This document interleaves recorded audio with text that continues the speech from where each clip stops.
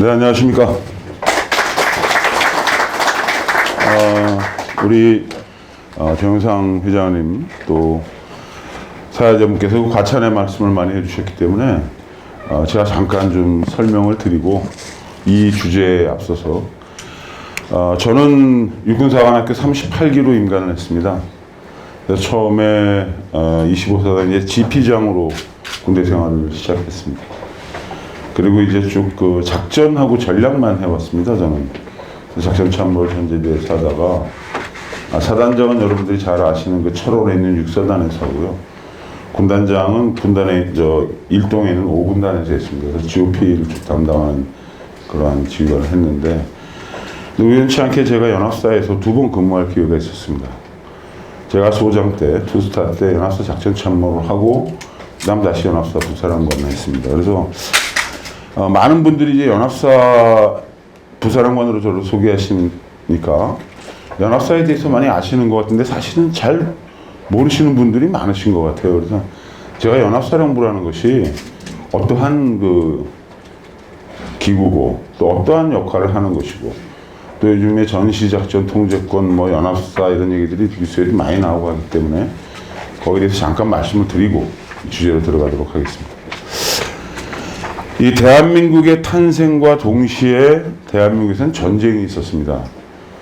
여기 계신 분들은 다 뭐 기억하시겠습니다만은 이 6.25 전쟁이라는 것은 전 세계에 지금까지 기록된 그러한 역사적인 전쟁을 전부 다 그 규모로 봤을 때, 그러니까 사상자라든가 어느 정도의 나라가 참여해서 전쟁을 했는가 하는 것을 미국의 미시간 대학이라는 데서 아주 굉장히 오랫동안 연구를 지금 하고 있거든요.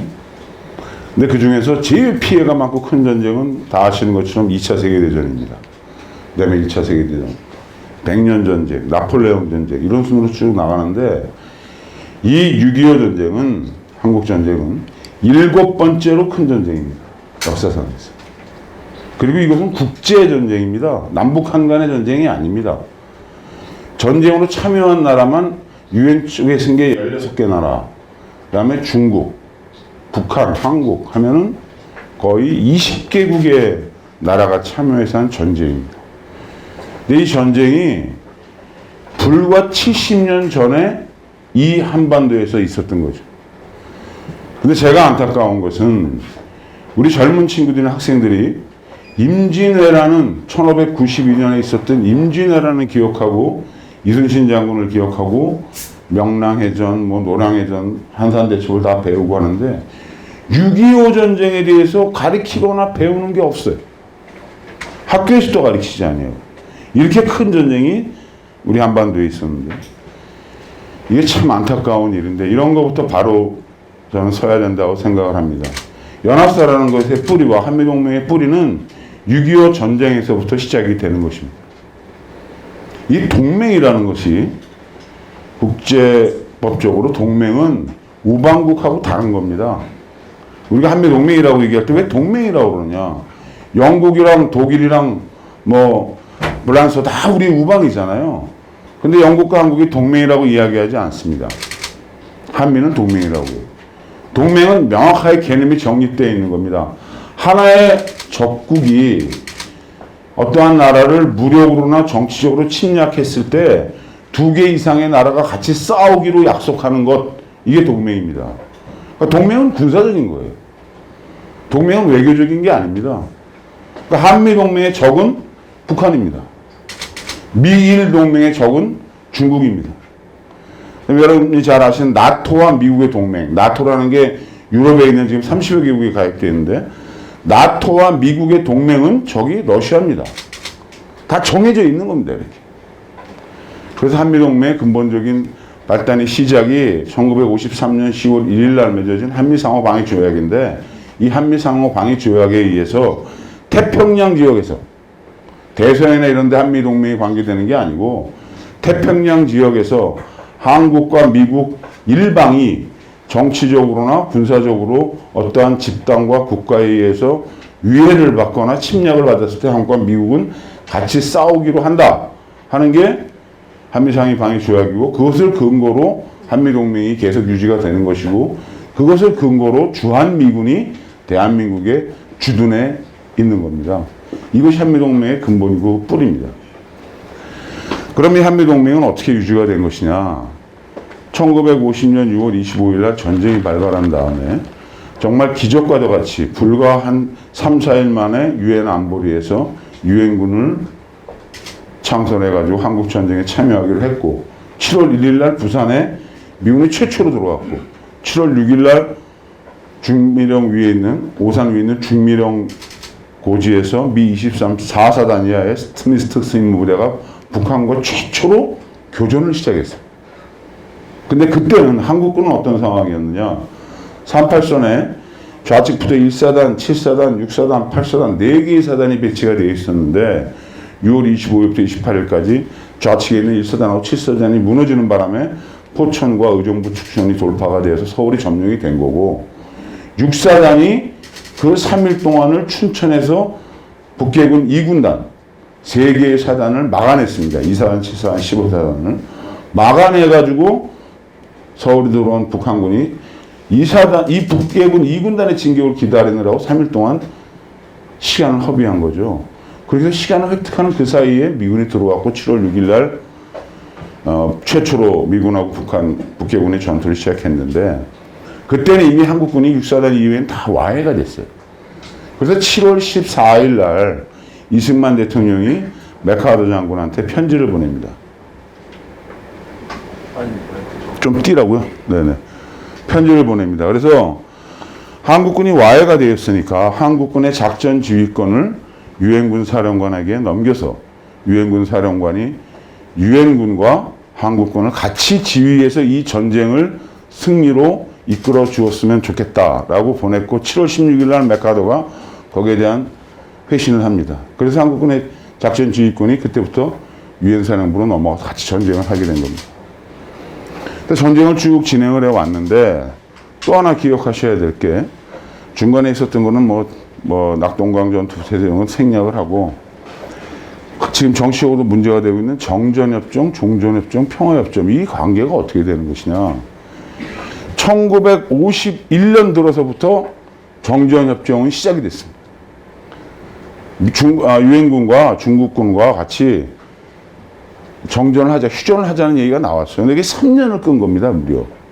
근데 그 마지막 단계에 와서 53년 6월 말부터 유엔군하고 중공군하고 이제 정전협정을 거의 결정을 했어요. 3년을 끈 가장 큰 이유는 포로 교환 문제였습니다. 포로 교환 문제.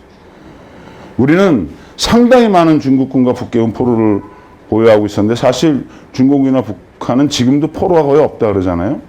그래서 공산권에서 어떻게 얘기했느냐. 모든 포로를 포로 대 포로로 맞교환하자.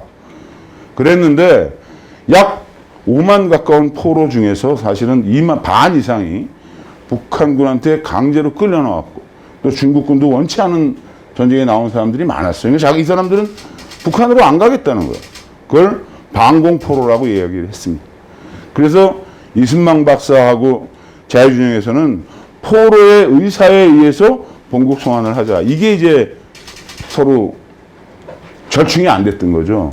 근데 마지막 단계에서 이게 합의가 됐습니다. 어떻게 합의가 됐냐면 한국에 나와 있는 북경군과 중공군의 포로들을 제3국으로 보내서 대만으로 보내서 대만에서 공산권하고 자유진영이 동시에 포로한테 의사를 물어서 그 포로가 원하는 방향대로 하자. 이렇게 하기로 합의를 했어요.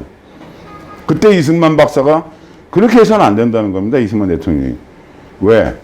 북한에서 나온 그러한 포로들은 북한에 오는 사람들이 온갖 가족들에 대한 협박 이런 걸 통해서 자기 본인의 자유의사를 표현할 수가 없다. 그래서 안 된다고 얘기했는데 그렇게 가게 되니까 6월 말이죠. 그때 방공포를 석방해버렸어요. 강제적으로 석방했다는 게 어떻게 됐다는 거냐면 거제도 포로 수용소에 이렇게 한국군하고 미국 헌병이 같이 서 있었는데 한국군이 이승만 대통령이 독자적인 명령을 내려서 그 밤에 미군 헌병들을 다 제압을 하고 수용소를 열어가지고 방공포로들을 다 그냥 석방을 해버린 겁니다. 그렇게 되니까 이제 휴전협정이 안 되게 된 거예요. 정전협정이 깨지게 된 거예요. 그때 이승만 대통령이 대안으로 제시한 것이 이겁니다. 포로는 이미 그렇게 했고 나머지 포로들은 돌려보내는데 우리 대한민국은 이 전쟁의 종전을 받아들일 수가 없다. 북괴가 평화롭게 살고 있는 대한민국을 침범해서 수백만 명이 죽고 1000만 이상 가족이 생긴 이 전쟁을 이대로 못 끝낸다. 통일이라든가 이렇게 해야지만 전쟁을 끝나서 정전을 끝까지 반대했습니다. 그러니까 미국이 이승만 대통령을 제거하려고 그랬습니다. 에버랜드 작전이라고 그래서. 그때 이승만 대통령이 대안으로 낸 것이 그러면 이 전쟁의 종전을 우리는 받아들일 수 없지만 묵인하겠다. 은촉하고 묵인하겠다. 그 대신 48년처럼 미군이 너희들이 정제협정 맺고 바로 본국으로 돌아가면 또 전쟁이 일어날 테니 한국과 미국이 상호 방위조약을 맺어주고 주한미군이 여기서 주둔한다는 조건으로 이 종전을 묵인하겠다 이렇게 된 겁니다. 그래서 그걸 받아들인 거예요, 미국이. 그래서 10월 1일 날 변형태 외무장관하고 날레스 국무장관이 사인을 했는데 사실 그때 미국에서는 굉장한 발언이 있었습니다. 한국과 미국이 상호 방위조약으로 맺을 일이 뭐가 있냐. 한국이 미국을 도와줄 일이 뭐가 있냐. 이건 완전히 불평등 조약이다 이렇게 됐습니다. 근데 여하튼 그렇게 돼서 정전협정이 된 겁니다. 이 정전협정은 군사 지도자들 간의 협정이에요. 이 총을 더 이상 쏘지 말자는. 그래서 정전협정의 당사국이 4개 국가인데 4개 그 군사 지휘관인데 유엔군 사령관 크라크, 중공군 사령관 팽덕회, 그다음에 조선인민군 총사령관 김일성, 그다음에 대한민국 국군 최고 통수권자 이승만 이렇게 4 사람이 사인을 해야 이게 완전한 정전협정인데 이승만 대통령은 사인을 거부했습니다. 그래서 지금도 정전협정은 사인이 3만 돼 있어요. 이 얘기를 역으로 돌리면 지금까지도 대한민국은 정전을 인정하고 있지 않다는 겁니다. 그 다음에 바뀐 게 없어요. 뭐 좌파 정부가 들어가고 우파 정부가 들어가고 정전협정에 대해서 바꾼 게 없으니까. 그래서 우리 대한민국은 6.25를 뭐 기념한다는 말은 그거 하지만 하는 겁니다. 전 세계 모든 나라에서 전쟁이 일어난 날을 기념하거나 기억하는 나라는 없습니다. 그건 비극의 시작이기 때문에 그날을 기억하지 않아요. 전부 다 전쟁이 끝난 날을 축하하고 끝난 날을 행사를 하고 기념을 합니다. 전승을 했다고 해서. 근데 대한민국만 7월 27일 날 행사를 하지 않는 거예요. 왜? 우리는 아직까지 이 전쟁이 끝났다고 사인을 안 했기 때문에. 그러니까 당장 54년이 됐지 않습니까? 전쟁이 끝나고 1년 후가. 그러니까 7월 27일 날 대한민국 입장에서는 뭐 행사할 수가 없는 거죠. 사인을 안 했으니까. 근데 이 큰 전쟁을 하고선 아무것도 할 게 없으니까 안 한다는 건 이상하니까 잊지 말자 6.25, 상기하자 6.25 이렇게 우리 나이 드신 분들은 기억하시잖아요. 어렸을 때. 그래서 우리만 정말 특이하게 6월 25일 날 세레모니를 하는 겁니다. 사실은.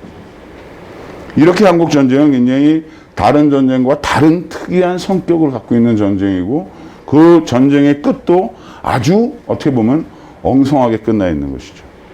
그래서 그걸 근거로 지금까지도 미군이 아까 말씀드린 상호 방위조약을 근거로 주둔해 있는 것이 그 상태가 유지가 되어 온 겁니다.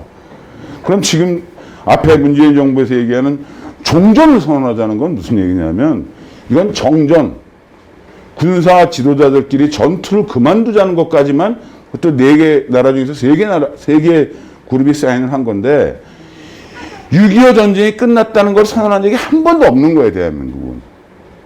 6.25 전쟁에 대해서. 그래서 그것이 끝났다라고 얘기하는 것이 종전선언이다.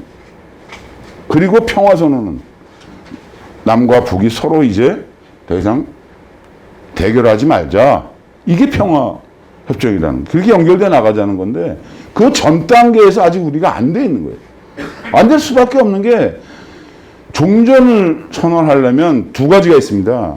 전 세계 전쟁사를 보면 한쪽이 완전히 전쟁에 실패해서 무릎을 꿇었을 때 2차 세계대전이 끝나고 이런 것처럼 또 하나는 한쪽이 적대적 의지를 포기하고 거기에 맞는 군사적 능력을 갖고 있지 않을 때 그때 종전이 되는 거죠.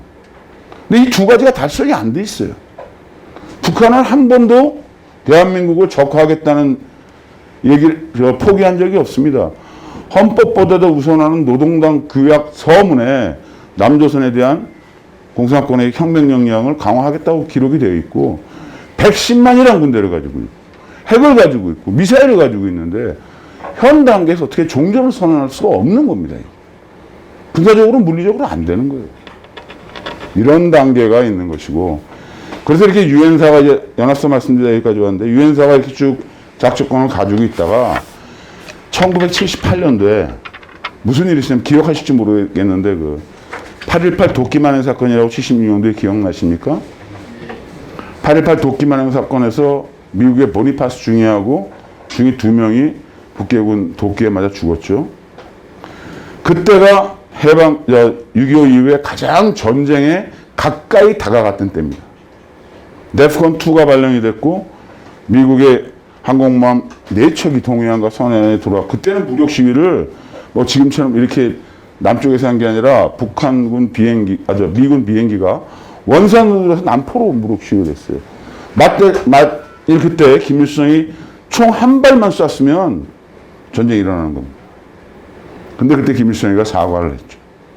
그래서 넘어갔는데 그 일을 겪은 다음에 어떤 게 있었냐면 자, 다시 전쟁을 시작하려고 보니까 유엔사라는 조직이 76년도니까 벌써 전쟁이 끝난 지 한 20년이 돼 가는데 16개 나라, 참전국이 16개니까 다시 전쟁을 개시하려면 그 조직들한테 16개 국가하고도 다 협의를 해야 되고 이런 문제가 생기잖아요.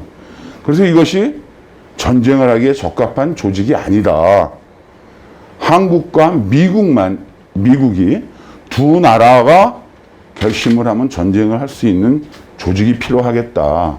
라고 해서 2년 후인 1978년 11월 6일 날 한미, 정확한 명칭이 한미 연합군 사령부를 창설하여 그 사령관은 미군 퍼스트타가 하고 부사령관은 한국군 퍼스트타가 하되 한국과 미군이 동수로 반반씩 같이 근무해서 하되 유엔 사령부가 가지고 있는 작전 통제권을 연합사령부한테 넘겨주고 유엔 사령부는 정전협정, 우리는 말하면 휴전선 관리, GP 관리 이런 거 있지 않습니까?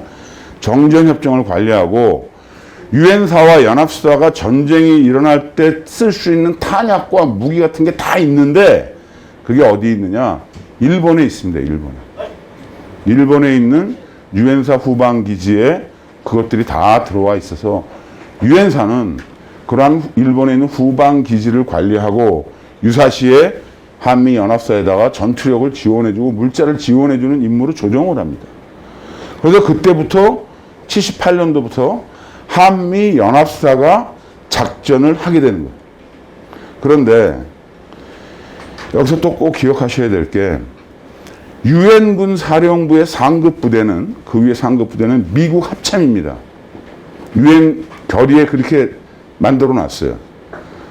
미 합참 위에는 미국 대통령이죠. 그러니까 사실은 유엔사는 미국 대통령, 미 합참 의장의 지시를 받아서 작전을 하게 되어 있는 사령부입니다.